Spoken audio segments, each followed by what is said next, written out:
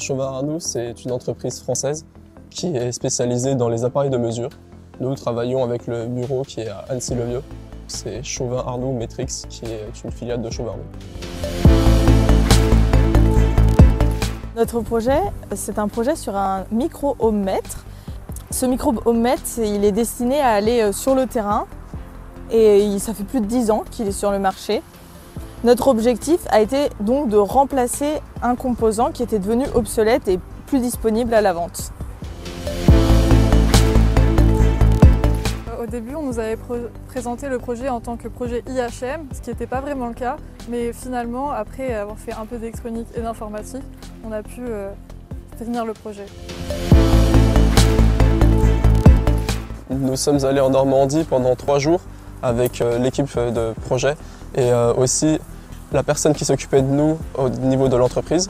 Nous avons pu visiter 3 usines différentes, qui étaient donc la première dans la conception des pièces, la seconde dans la conception des cartes électroniques et la troisième dans l'assemblage des appareils pour l'entreprise.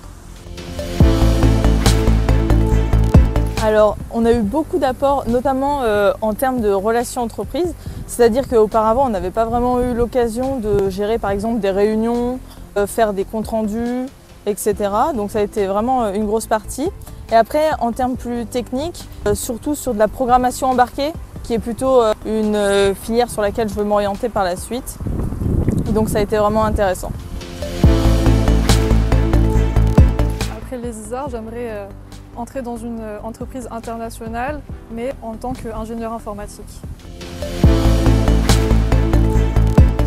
Alors mon pire souvenir, ça a été durant la première revue électronique, qui malheureusement en fait s'est mal passée. Malgré la préparation qu'on a eue, c'était compliqué dès la première fois répondre aux attentes, mais grâce à l'encadrement technique, on a quand même pu rebondir et sur une deuxième revue technique à réaliser tout ce qui avait besoin d'être fait.